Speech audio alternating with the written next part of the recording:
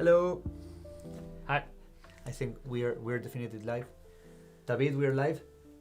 Awesome. We have the okay from our camera and video guy. Okay. Hi everybody. So, Luis here, CEO, and myself. And Mikel, Mikel, our head of marketing, content, and whatnot. Yeah, whatnot. Maybe, and also Dygma. Dygman, yes, in Discord. Okay, so the one that started easy with the easy OXD34DB33F Okay. asks, I found your communication content very informative. Thank you. Do you plan to help new users with touch typing tutorials or software that could use touches backlights to improve our typing? Okay, great question. So, yes, that's the short answer. So, we've planned for this year to kind of integrate in Bazecor, our configuration software, a touch typing, let's say, wizard, where you can load your layers for the Defy or for the Raise, and you can practice. And I don't know if you know a website called monkeytype. So this kind of feature set, but kind of integrated inside Bazecor. So you can practice and improve your touch typing, and you have data and so on, and you have different tests with different degrees of difficulty. So yeah.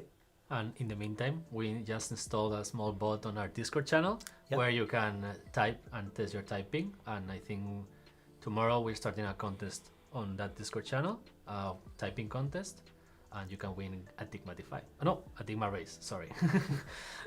Yeah, and related to this, as like your question is kind of on point, because were thinking about this during last year, and one of the things that every new employee during the onboarding, we do a touch typing test, and depending on their speed, they do kind of like a touch typing course. And we're thinking, okay, so we're developing this internally for all the employees, so let's do this for the community too. So yeah, it works both ways, and everyone benefits.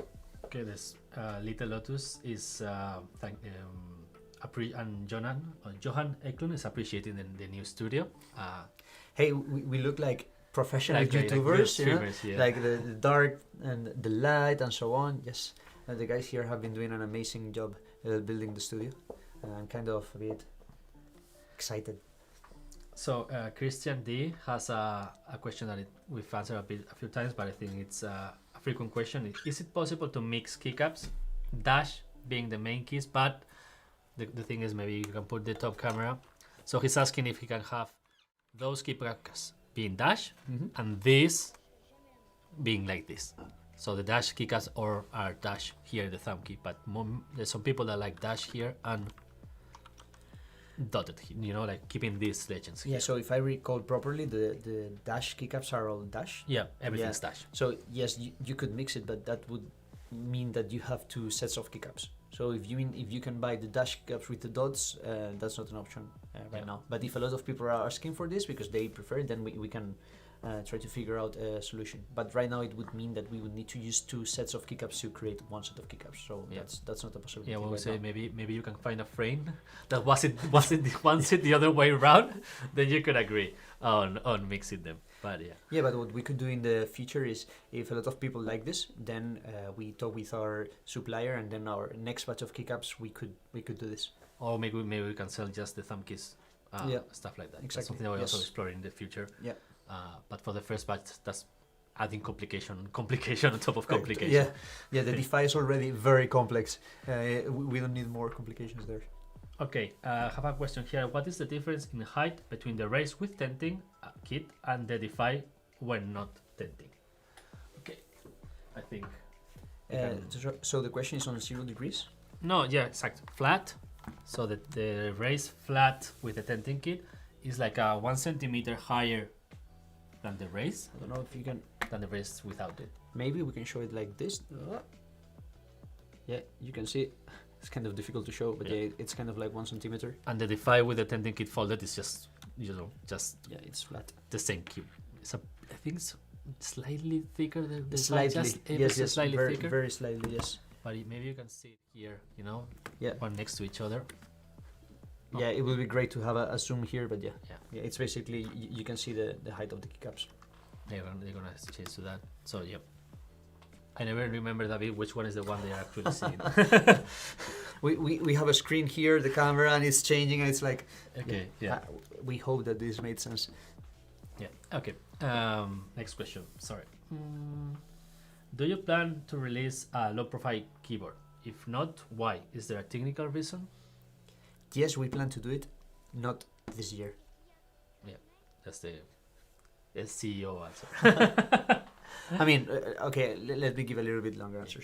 So for years we've wanted to create we call it a slim keyboard, a thin keyboard, but kind of in the priority list, the Defy was coming sooner, and it has taken quite a bit to develop it, but now we've developed all this technology, the design, everything, and now it's time to put this technology in kind of different formats. So creating a Raise or a Defy Slim it's something that will happen in the future.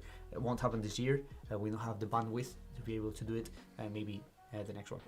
Yeah, and there's also some challenges. For example, the thumb keys on the Raise have two heights. Then if the main keys are low profile, then how do you do the lower keys? You can explore, of course, the solutions. Probably they need to be laptop switches, okay, figure out the right ones, but then these laptop switches are not hot swappable, so how we do this? So it's not just like press a button and we just squash the keyboards and then we have it. It requires more thinking. But yeah, it's something that for sure we want to do.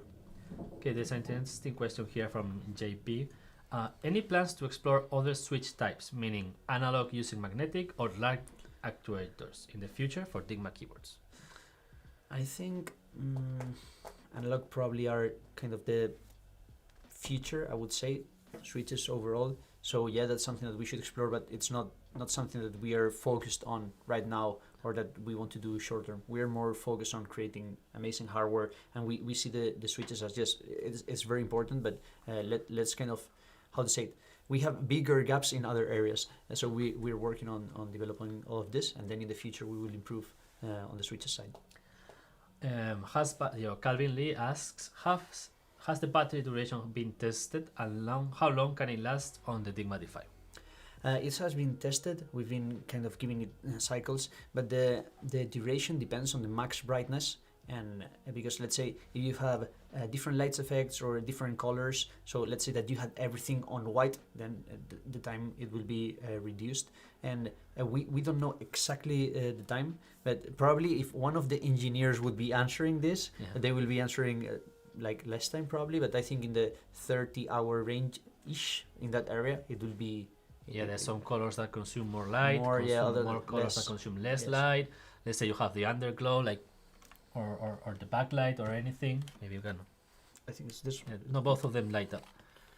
Yeah. So yeah, it depends of how bright you configure this, how bright are the keys and stuff like that.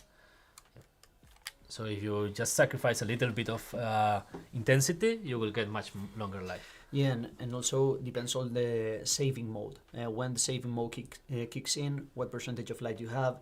And to be honest, the keyboard is like a torch. It has so much light that probably you won't even want it at 100% because it's so much light. So it kind of depends on multiple factors. Okay. Yeah. Little... I don't know if it's Light Lotus or Little Lotus. I think it's Light okay. Lotus, yes. Okay, Light Lotus. Now that Bluetooth and RF have been certified, what's the range and the MS response time, like millisecond response time? The range, I don't know. I don't remember. I know we talked it some time ago, but this would be a question for our engineers. MS 6, 7. I don't remember, to be honest. I know that it was on par with the best keyboards out there, but the question is Bluetooth or it's RF? It says both. Okay, I don't want to kind of don't quote me on this. This is a question for the engineering team. I don't know if RF was in the 2, 3 something. Question that has come up a few times, and you should have it. Yeah. So we should have it exactly. And the reason I don't know it exactly is because when we did the technical specs and we figured out the information, we said, okay, yeah, this is what we're gonna get. And once we know it, and then it's a matter of doing the firmware, doing everything properly, and then kind of that information is kind of already set. So it's not something we are reviewing constantly. Yeah. Is there a shipment in batches plan like it was on the Raise with all black first, silver after it? If yes, which order will it be? Okay, so what we've been working on is that we want to have the kind of the first 200 units batch, and 100. yeah, but 100 something, yeah.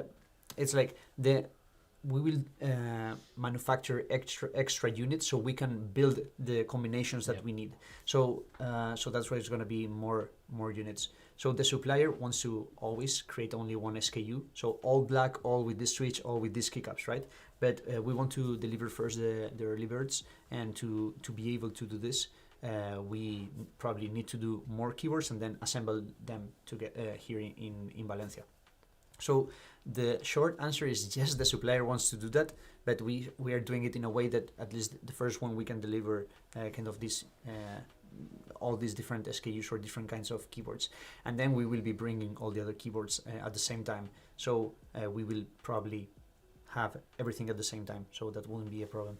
Yeah, I think that maybe because on the race, I think it was all 1 week, but we shipped the black ones first and then the silver ones on a Wednesday or something like that. Yeah. But right now we don't know exactly how we will do that. Yeah, and something to have in mind is that if we have to ship, let's say, 4,000 keyboards, we cannot ship 4,000 keyboards instantly because we don't have the capability to ship 4,000 keyboards. Yeah. And I think during this year, the maximum that we've been shipping in 1 day is 100. In this year, I mean last year, sorry. So one of the things that we want to do is we want to push that to up to 400 keyboards per day. So now that we receive the keyboards, we'll be pumping these keyboards out. And then it's a matter of how we create our assembly line to kind of receive all these keyboards and process these keyboards so we can send them.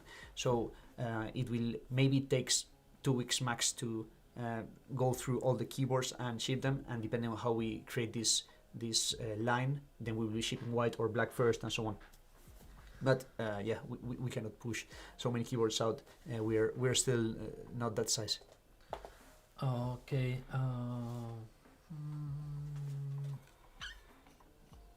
Massimiliano is asking a question that, yeah, it's not that I don't know the answer, it's that I think I don't even understand the question. But will the focus low-level API of the Raise change to be compatible with the one of the Defy? Great question. Yes, that's a tricky one. So I think yes, but I could be completely wrong in this one. But Focus API should be working because Bazecor should connect with the Defy and the Raise, and we are not changing the Focus API. So yeah, I think so. But one of the best people to ask this is Alex. You can ask him on Discord. Actually, you can ask this one on Discord, and for sure you will receive an answer. Yeah, or tag Pedro, and Pedro will ask. Yes. We'll ask Alex, and then come back with an answer. Hey, for the next one, maybe we can create a Q&A. It's like with a tech person, so we can announce it in the title. Yeah, like tech questions. Bring up all your tech questions. But you will only be able to ask one question, and Alex will talk for an hour about that. Yeah, so be careful. You will need to vote for which question you want answered. Yes. And then you will be lectured with all the information on the earth about that particular question. Exactly. So Massimiliano, that will be your chance to get an amazing answer. Yeah. So there's a question from...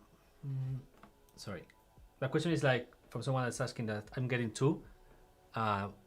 If they are used in the same room, will the RF interfere with the other one, or the Bluetooth or whatever? Okay, great question. So that's something that it's part of our development of the firmware. We're starting to work on that right now. And so the answer is when this is finished, no, there will be no problem. And I think inside our testing, it's like we're considering, okay, if there's 30 Defys in the same room, will there be interferences? And obviously there shouldn't. So yeah, there shouldn't be interferences. Yeah, because eventually you will have an office full of people with the exactly. Defy, and that shouldn't be happening. Yeah, that's going to happen in our office. That's going to happen in our office. We were the first ones to test it. Yes. So imagine we build a product and then we cannot use it because there are so many Defys in the same room. So yeah, it shouldn't be a problem. So maybe the more realistic answer is that we are developing this, and maybe at the beginning we figure out there's some kind of bug or something, but it's a matter of keep on working on it. It's already in our development plan. We are already working on this. It shouldn't be a problem, but it's something that we're working on. Okay, so there's a question from Lyratron. If I ordered 2 weeks ago, when is the expected delivery date? So right now, all the Defy pre-orders will be, except the early birds, will be shipped during June, and but you know, we don't know exactly if it's the first week of June, second week, because as we said, there's going to be 4,000 keyboards to be shipped in that amount of time. We're gonna be prepared for that because we know it's coming. But yeah, we will need to hire a bigger DHL. We need to come with a bigger truck. But yeah. So I answered the question. Sorry. I wish it was only DHL with a bigger truck. Yeah. Basically, we have to hire a lot, Yeah, many more workers to assemble everything. We have to train everyone. So even though it seems like, hey, I've ordered my keyboard, when I receive it, it's like a simple question. But from a operations standpoint and logistic, it's like you receive a ton of keyboards and then you have to do all the quality control and do the final assembly and so on. And it's actually a big deal. Yeah, and I think that's something that we mentioned in some videos, but our quality control is... It's kind of insane. It's nuts. I can say that sometimes I've been, you know, seeing keyboards that have been moved away from the line and, you know, with an arrow pointing the defect, and I was like, I don't see it. What's the defect? No, there was an arrow like, yeah, the defect is here. I was like, okay, sorry, I don't see it. Okay, Massimiliano is asking, when will the early birds Defy ship? I think the plan right now is April. I think so. Yeah, so April. Marvin is asking, wait, June, wasn't it just pushed to March? If you've read the last update, but Mikel, you can... Yeah, we published like an update like 2 weeks ago explaining this, and I think we even published a video, and we sent an email to our pre-orders, so to everybody, and explain like the main reason is we're having China has been crazy, basically. That's to recap it. It's impossible to make any progress there. I mean, right now we're making, but it's... Yeah, even though we have a video, maybe you can check the video where Manel explains his attempt to traveling to China. Yeah.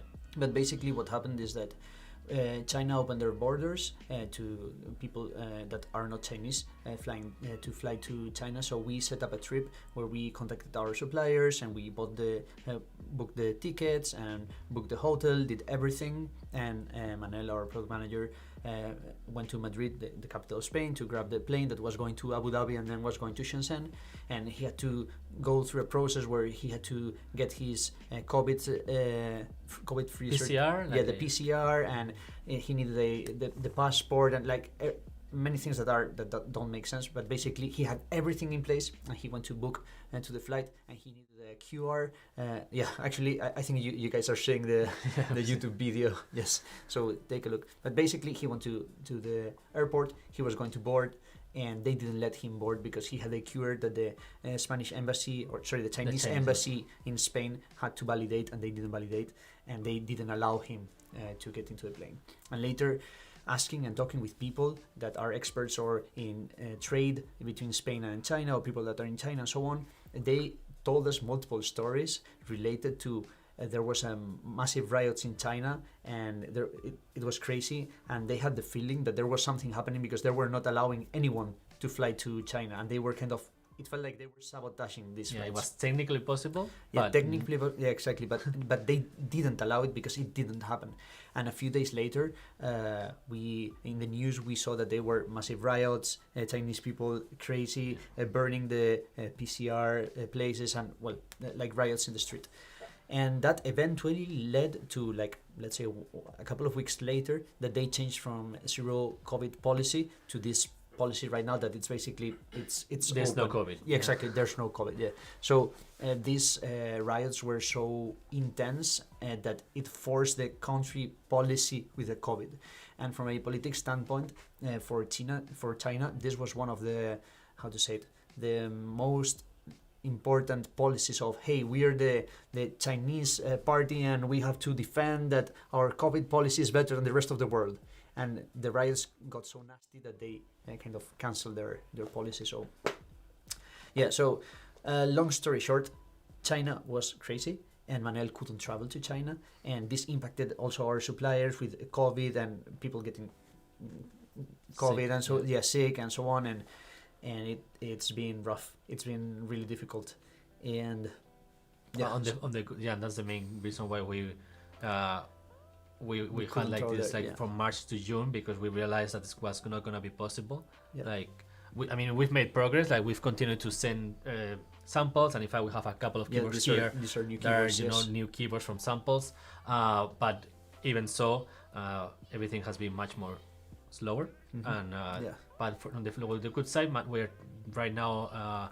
Manuel is planning to a trip to China for February, and just when they come back from New Year's, from the Chinese New Year, and that will help move everything forward much faster, because being there is really important.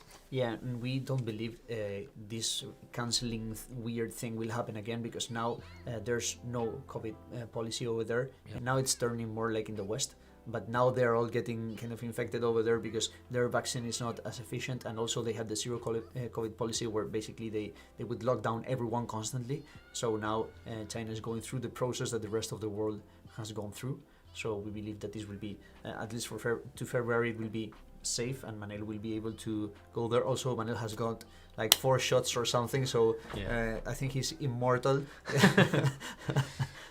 So yeah, so this has slowed down everything, but we are slowly moving forward. But yeah, that's the main reason.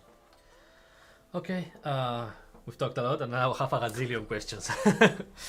So. Thibire asks, will maximum battery life, like in the long run, go down if I use it while plugged in? Great question. So by firmware, we should do it in a way that, like some laptops do, that when you top it up, it doesn't continue charging and charging and charging. And there's like a cycle where it discharges and charges, discharges and charges, discharges and charges. So you are not charging your battery over full capacity. And that is what shortens the lifespan of the battery quickly.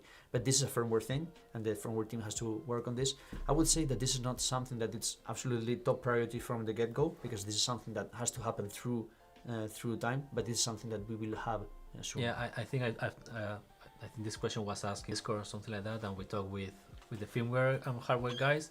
So, for example, we were talking that when plugged in, you will charge it, and you won't charge it to 100%. You will charge it less than 100% if it's being used. So that way you won't use it too much. You won't go to the limit where it's. And even we were talking that maybe in the future you can even customize that. So maybe oh no, I don't want to charge it even more than 70%. So you yourself could limit that. Probably that feature won't be ready for the. Won't be on launch, but will happen in the future. But there will be a basic one where, there will be a default value where it won't be charged while you're using it. Yeah, and also the Defy is really simple to open, and we think that even if we tweak this by firmware, the batteries won't last 10 years or whatever. Maybe you want to have a new battery. It will be very simple to open. And the battery is not a custom battery. It's I wouldn't say you can buy it on the next store, but it's a fairly standard battery, and it's pretty relatively easy to change. Yeah, and that's kind of part of how we understand product and good user experience, is that products should be very easy to repair and open and tweak. So that's something that will be like this for every product. Okay, so Ricardo asks, on a previous stream you mentioned a wireless raise using the technology in the Defy was on the roadmap. Can you give an estimate on when this would be, or maybe where it sits on the priority list? I would say Defy number 1, and that wireless raise number 2 in our priority. Yeah, but Defy number 1. Yeah. Race, it's Defy, and then the next one is the race, but the Defy is It's like there's Defy and then there's nothing, and then afterwards coming there's exactly. the wireless race. Yes. Info second. Will there be a new update on Bazecor with the launch of the Defy? Yeah, for sure, because the Bazecor needs to be able to configure the Defy, and the Defy comes with new features because it has, let's say, a battery. Yeah. So you need battery handling, for example, somehow. So Bazecor needs to communicate with the keyboard, and you will be able to edit stuff and configure it. So yes, it will bring a few new things that are related to the battery and other stuff. Philips deploy. If possible, will there be an upgrade kit for the V1 races to turn them into V2s? And is this a design philosophy that you try to apply to all your products? Like we try to, but it's not possible. The main reason behind is that the whole light system in the Raise doesn't allow to have batteries and so on. Because when we designed the Raise, we were not thinking of making it become wireless. So there's no physical space for it. And we try to, but it's just not possible. It would require the user to break the base to create space. So it's not possible. And probably even the top panel has to be different because everything has to be different because of where the screws are gonna be. Everything is gonna be completely different. It's gonna probably from the outside look very similar. Yes. But it will be completely new from the outside, like the Mac Mini Intel and then the Mac Mini M1. It looks the same, it's completely different. Yeah, like have in mind that the Raise that we have here, this has the 1 centimeter denting kit. This is, I think you can see it here. It's like my finger can go under it. Yeah. All this denting will go inside the keyboard. So just like with the Defy, that's the denting kit is here. Yeah, exactly. And the lighting system. You don't really see it, but the lighting system in the Raise uses the whole base. And we had to develop a new lighting system that only uses the edge. So there's space inside for the denting kit, and also there's space for the batteries. So even though it looks kind of similar or like the Defy and the Raise, inside is completely different. And maybe this could be a good video or a good article explaining the differences between both of them, because from the outside you cannot really notice much, but it required a ton of work. And I must say that we're fairly proud of ourselves of what we've accomplished. Yeah, and I must say that even though this wasn't possible, we're always trying to make things able to be retrofitted. Like for example, in the Raise 1.4, it has a sound dampening solution inside, and we're working to be able to deliver that to you, and you can buy it, so you can put it inside your Raise. I know that's not as good as having it wireless, yes. but every time that we can, we want it to be able to retrofit. Interesting question from Jedi Yada, Alan. Alan. When using the wire configuration, is it best to plug in the Defy to a USB 3.0 port or a USB 2.0 port, or does it matter? And I think we need 3.0 for it to work. I'm not sure. Do you mean connect the cable that goes from the Neuron to the computer? Yeah. I think any USB works. I think the cables that go from the Neuron to the sides have to be 3.1 or more, but I think the cable that goes from the Neuron to the computer, it doesn't. It can be on a 2 point something. Well, and we say 3.0, 3.1. I know this nomenclature, they change it a lot. I know if it's... Yeah, like... I think it's the simplest one. Even though USB-C, USB-A and so on seems to be like a... How to say it? Like an agreement of standard, a standard. Thank you. A technological standard. It's actually not. It's just the shape of the connector, and the technology inside the cable is different. That's why they say 2 point something, 3 point something, and so it's kind of confusing. But in a simple way, from the Neuron to the computer, you can use a cheap cable. Yeah. Okay, from the Neuron to the keyboard, you need to use expensive cable. That expensive one is 3.1 plus, and the other one is just the regular one that you can use with phone charging and so on. Okay, Code for Me asks, are we good to go for production? Sorry? Are we good to go for production? So how is if it's the Defy ready, if it's just a matter of like they returning from Chinese people returning from the Chinese New Year and just green light? Okay, I would say that we're in a good position. We're still moving forward. Here we have like kind of final or fairly close to final samples. So after Chinese New Year, it should be go time. We're gonna publish a Kickstarter update probably next week with the details on that. And I've been talking to Manela, our lead product designer, and there's some things that we don't want to launch. They're ready, but we don't want to launch them until we're there, so we can check firsthand the first runs, and because if you make 5,000 of something and it's not like you wanted it, so it's better to make just a few and then check that and then just give the green light that same day. And so but then there's some other stuff that's already going to be launched as even before Manel gets there, because there's something that we are confident we have some final samples, and it's something maybe the travel case or some stuff like that. But other things that are more delicate, like the top panel, we want to be there. Yeah, and basically everything will be pushing forward faster when Manel is there. So on February that should be happening.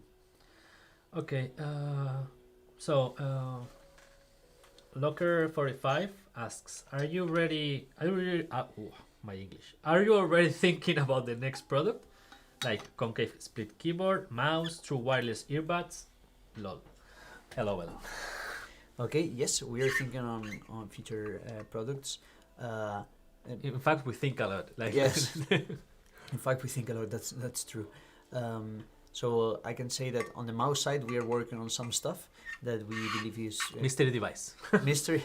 On the mystery device side, my marketing chief is telling me we're working on some devices, but yes, we are. I'm sorry, I cannot tell you like with a ton of detail, but or with any detail. But yes, so just so you have an idea, at the beginning of the year, we plan what we're going to be doing during the year, and we've created a fairly extensive and detailed plan for the digital, physical product, marketing, operations, everything. And in that plan, we are thinking, we are working on multiple stuff. There are new things. Exciting things. Yeah. So Massimiliano asks, when will the sound dampening foam be purchasable? I think I can answer that one. Very soon.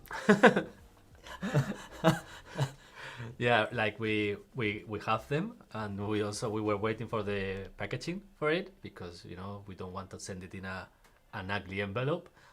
So now we have everything. I just need to prepare a nice promotion, a nice video, and everything, so you can install it properly. We don't want to send it to you without the proper information, so you can install it, but it will be soon, like maybe not next week, but 2 weeks tops. That's my promise, not his. And I would like to install it in my keyboard too, so please. Yep. I will send you the video. To learn how to install it. Exactly. Awesome. Can I purchase it in the website?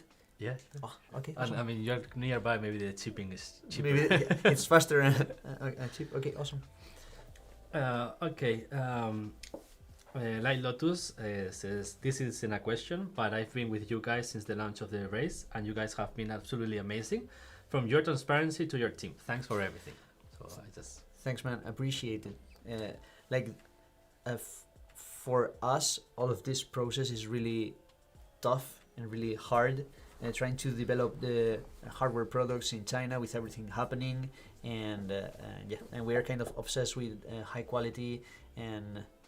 There's a lot of things that we just cannot come here and cry about. Yeah. But for example, when Manel tried to board and he couldn't, we were absolutely mind blown. And devastated. And devastated. Yes, and we are not telling you how devastated we were, because we couldn't believe this was happening. Just some things we cannot control, like what's happening in China.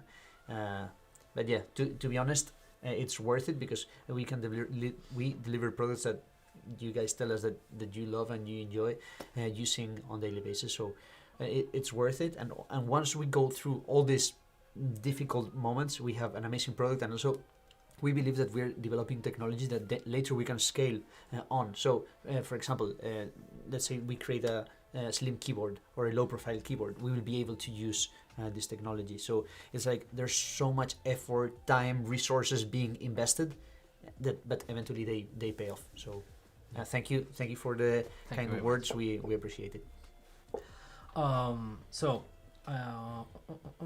Massimiliano is asking, hello, thank you Massimiliano for making it. Why is the Dark Defy Neuron so different from the one on the silver one? Okay, that's a great question. Do you want to go? Yeah, let me. Okay. So and it's an easy one. So this is the wireless Neuron that fits in the back of the keyboard. So when you connect it here, now it's Bluetooth. If you plug this into your computer, it's RF. And if you connect this with wires, you can see it has connectors too.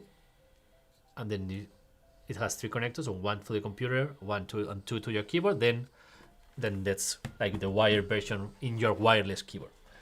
And I think I put it the wrong way. I cannot see. Don't worry. It does fit. And this is completely because this is the wired wired version, neuron. Yeah. And I must say that I think we haven't talked about this, but when you plug this in, this lights up too, the surrounding. Not only the Dygma logo, that's something that we had on the Raise, but also, you know, it has that underglow. So the Neuron has underglow, and it's really nice. So it's a bit different from the Raise, like slightly different.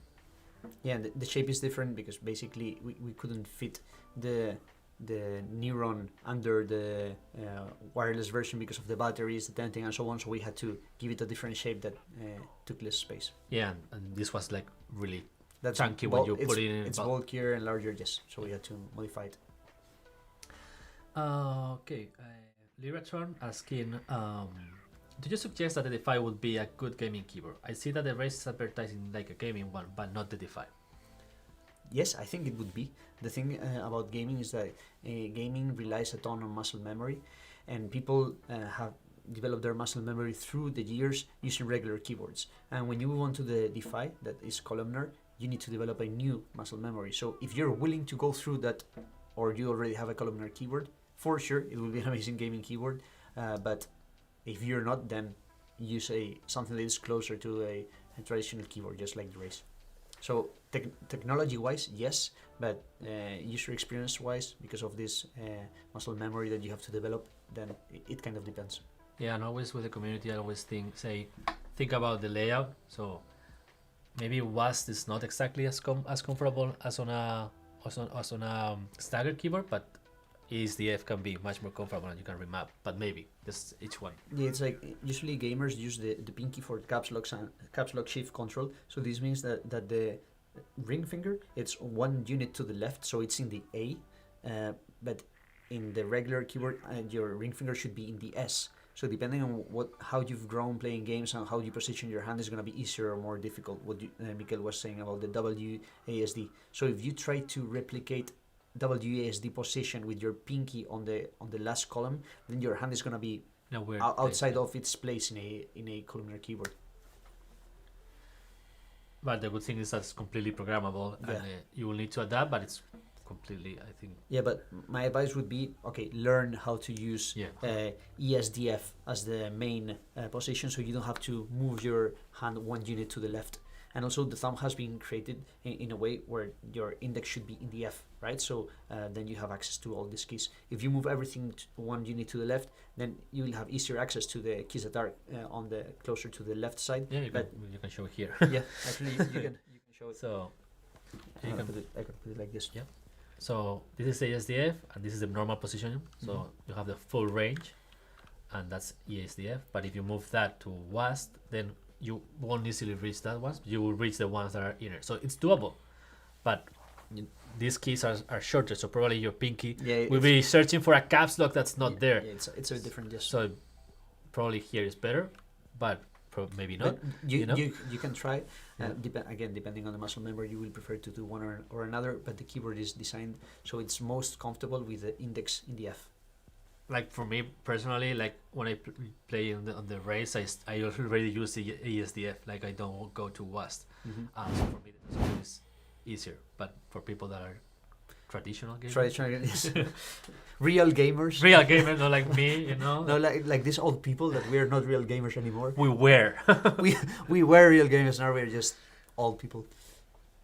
Okay, Jordan Williams, will you be making thumb keys in different colors that can be purchased separately? I really enjoy my Raise, but would like different thumb keys colors to be able to customize more. That's a great question that has come up a few times. So the issue that we have to create multiple colors of thumb keys is the minimum order quantity. This is basically when you talk with a supplier and you say, hey, I want to do this. And then they tell us, okay, but we don't do it if it's not from this amount onwards. So let's say, imagine that we want to do red thumb keys. And they tell us, okay, we want you to, the minimum order quantity is 1,000. Okay, so this means we need to sell 1,000 thumb keys color red. Maybe we can negotiate with them, and it's like, okay, no, but that's too much. So let's do 500. Okay, but still, we would need to sell 500 red thumb clusters, and we are not at a point that we have so much demand. So right now we're in a place where our minimum order quantity is too low to be able to do it.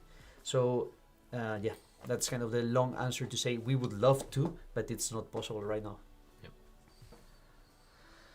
Okay, Clayton Dool, a great quick question. Is memory size, macros and such same on the Defy as was on the Raise? Me, you? Oh, you can answer that one. No, it's much more. So yeah, you will be able to have more of everything. Yeah, a lot more. I think that for the wired version you even have more, because I think the wireless version requires some memory for all the wireless C stuff. Okay, there was a question. Okay, yeah. Alex, will the wired come with the Bluetooth Defy? I think. Will the wires come with the Bluetooth Defy? Yeah, there was missing there was some S missing for wire, but yeah. Yes, because you need to be able to charge it. Yeah. So yes, cables are coming with. You will have like one long USB-C to USB-C, two short that are with 30 centimeters yes. USB-C to USB-C, and another 50 centimeters USB-C to USB-C, and a USB-A to USB-C adapter in case you have USB-A and not USB-C. Yep. So yeah, and they will match the color of the keyboard. I don't know if we have them all together here. I think this one is one of the new ones. Yes. So this we were talking before that they need to be USB 3.0. So these are a bit thicker than the ones of the Defy, but we really work with our suppliers to have a cable that's, even though it's this thick, it's nice. It's really flexible and it doesn't like. Yeah, and this is the 50 centimeter one. Yeah, this is 30 and this that's is the 50. 31. Yeah. I think there's an update about this. One of the first updates, the cables was one of the first things we kind of sorted out because that's relatively easy. Okay, Jan Leitinen, can the Defy be used if the neuron is lost? Don't lose your neuron. Yeah, so the neuron is the brain of the keyboard. So it's like usually the brain of the keyboard is inside the keyboard, but in our case we put it outside, so you're able to use the left side or the right side without needing the other one. Because in regular split keyboards, what happens, there's a master and a slave. So you have, usually the master is the left one, so you have a cable that goes from the one keyboard to the other and then from the master to the computer. But in our case, we put the neuron outside, so you're able to be left-handed and only use that side, or right-handed. Yeah, and even also the way it looks on the table with the wires, looks much better if the wires go to your computer and you can hide them there and not from one side to the other. And then another cable. Yeah, and then another cable. So you have a cable in the middle of your table and then messes with your mouse if you want to put in the middle and stuff like that. But yeah, the best advice is please don't lose the neuron. Yeah, it's the brain. Has happened It's like don't lose your brain. Yes, that would be the advice. Okay, Massimiliano, will you sell in the future those posters with the internals of the Raise Defy you had in the past on the background wall? That's a great question. So, Mikel, do you have an answer? Yeah, eventually. Like that's something we want to do. Like have some nice Dygma merch, including those posters and more fun stuff. So yeah, I think this year we're gonna be able to grow. I think we will have the resources for that. Please keep on asking this question. Yeah. Okay, so it's not only me asking this question. Okay, it's also the community asking for this, and eventually we will have nice T-shirts, nice hats. I must say, I designed like a T-shirt for my football team that says Dygma. It's true. It's true, and it was really nice posters. So yeah, it would be amazing. Yeah, I would love to buy some of them. And with free shipping, right? Yeah, free shipping. Yes. Yeah, that's something we will make sooner than later. Okay. Please keep on asking. GBY2K6. Can you get please your usernames? Hey, we're from Spain. Yeah, we have issues with English, so please give us a break. So I think this question is related to the memory question before. Like the Raise supports 10 layers. Will the Defy support more layers or the same? I think so. I think it will support more because it's like there's a memory space that you can use for many things: macros, super keys, layers, etc. So if you have more space, you can have more of everything. Yeah, one of the things that I was talking with Alex the other day was, you know, which amount of layers was gonna be. We don't know yet, but he also discussed with me, like, maybe we have a shared memory, like you have a memory indicator and you say, oh, I want more layers, or I want more macros, and then maybe you have less layers and more macros, but we're talking huge amount of each. Yes. So there, I think there's gonna be more layers that people wanna use. But for example, I know that from the Raise, there's people that are really heavy users and they have Windows and Mac, so they want to have like 8 layers for one and 8 layers for the other one, and then that's when you might. I, for example, use like 5 layers, but I only use Mac. But let's say I want to do some games and stuff like that, then I could use. Yeah, that happens to me. I use 4 layers and I use Mac and Windows, so I have 8 layers. But what I usually recommend right now is like have, you know, that backup of both, and then you can switch. You can load it. You can load it, and probably in the future we'll have that feature on Bazecor, like you can load a profile and you can say, oh, let's load the Windows profile. And it's like a click. And that way you can make the most out of the 10 layers you have on the Raise, but in the future we'll have more layers for the new keyboards. It's a memory thing. Okay, I'm telling it to you, so as you know. I appreciate that you're informing me. I can verify if something is correct or not. Okay. Philip Deploy asking, could we have a version of Bazecor that allows us to plan layers while we wait for production? Please. Please, could you repeat the question? Yeah, so he is asking if the Bazecor can work without the keyboard. We want that to happen, yes. And we hope that to happen during the year. But I don't think it will be ready before people start receiving the Defy. But one of the things that we want to have is Bazecor online, so people can play around with it. But yeah, we're still a bit far away of it.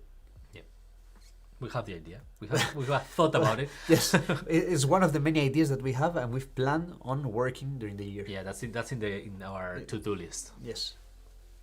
Okay. Is it easy to switch the Bluetooth Defy to use one machine and the switch to a second machine easily? So just to have different devices. Yeah, should be. Yeah, it would be like a combination of keys, or maybe, you know, a key that you can map to any key, stuff like that. Yeah. So it would be fairly easy. I think we can. It's up to 3 devices Bluetooth, so you'll be able to swap between them. Yeah, and the good thing is that this is firmware, so we can improve the firmware of the keyboard even after releasing it, so you can have an update that improves this. So let's say, imagine that people are asking for more connectivity or improvement in connectivity or whatever, we can work on this and deliver it later. I think we've answered this, but we can answer it fast. Jackson asks, is wireless version has option to wired too? So can the wireless version use wired?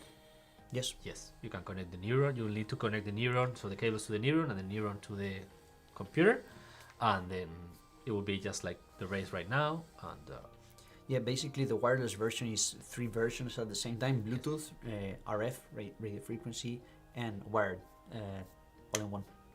And depending on how you connect the Neuron, you have one or the other. Okay, now this is an interesting question. What would you personally use the innermost column for?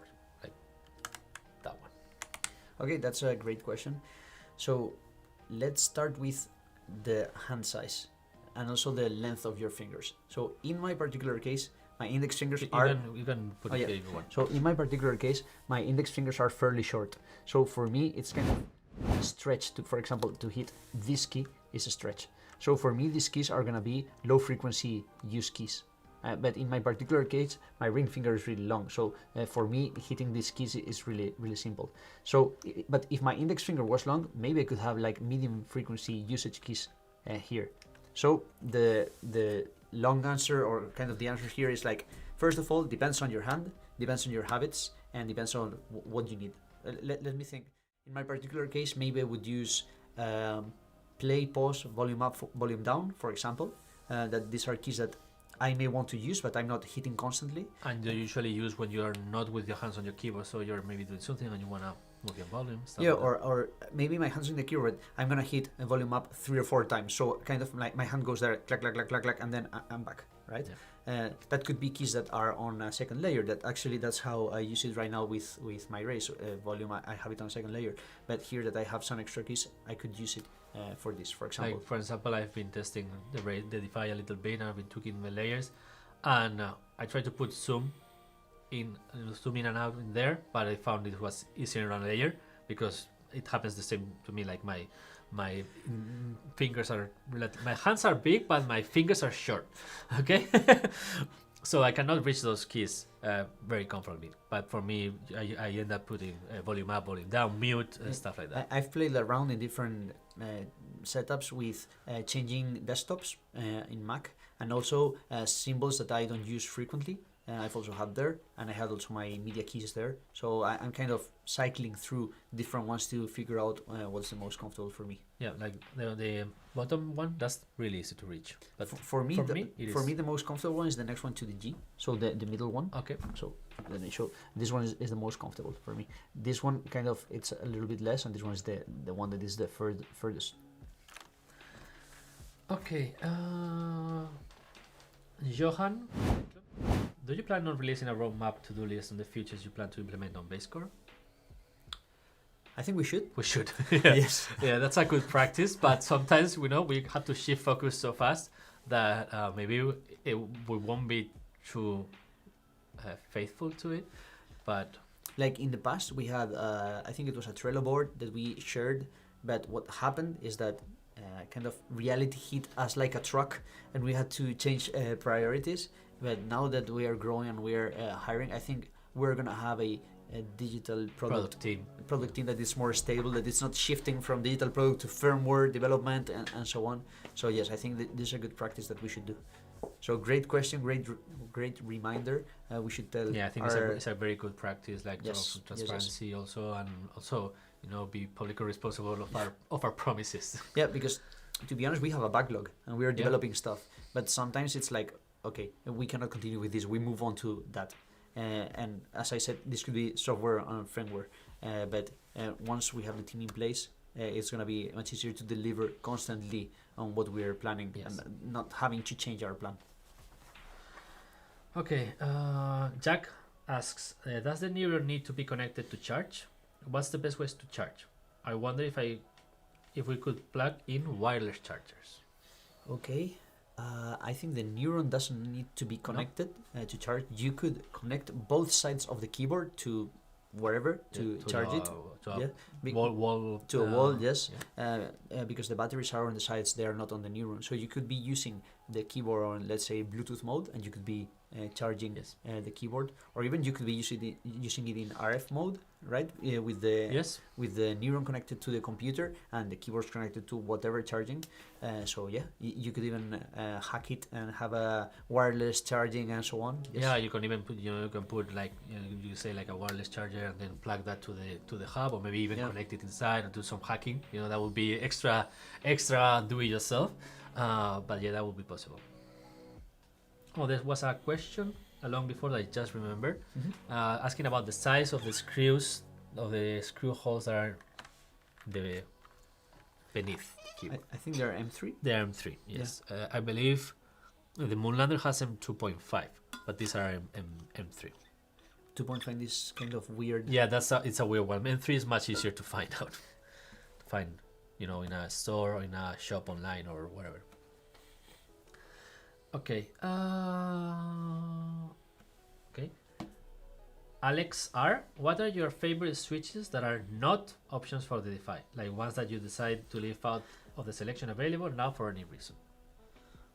Great question. So, Kale sent a few months ago some silent switches that were quite interesting. I don't know if we have. We have them here. There, I think they're in this keyboard.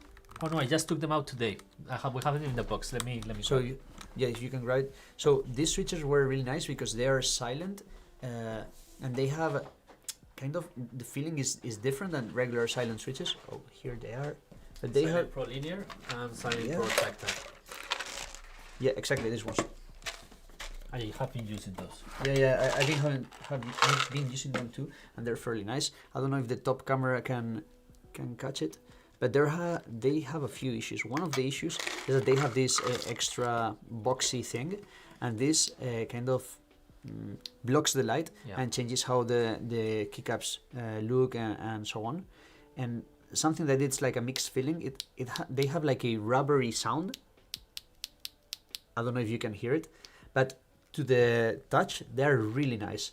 And I eventually did something that, I mean, I got some tweezers and I started cutting this extra boxy thing because I didn't want the light in my keyboard to be changed. But yeah, these are some that we considered selling them. Yeah, and they also sent some clicky ones that are really nice. Not to do promotion of Kyle here, but they sent clicky ones that they have a really nice sound. Maybe we can grab them later and show them. Okay. So Philip Duploy asks, could you add a feature to Bazecor that monitors the frequency of key maps as they are configured across different layers and provide a dashboard to assist optimization? Yes, we would love to.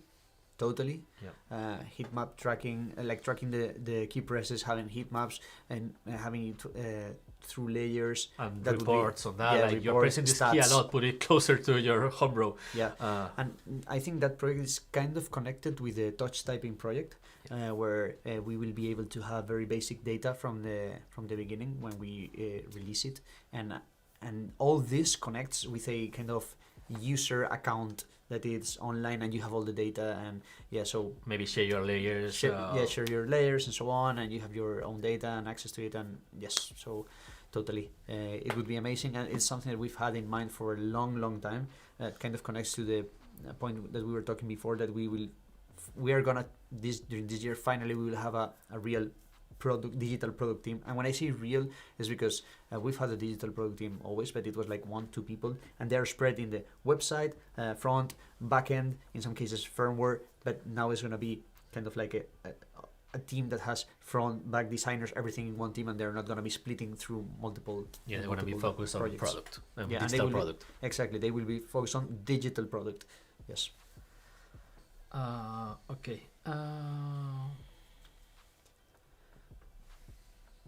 There's a lot of questions regarding Bazecor documentation, but I will try to follow up that.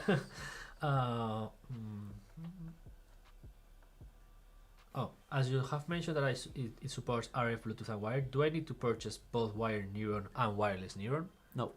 The wireless Neuron can do the same thing as the wired Neuron do. So you have everything in this little guy here. You have everything.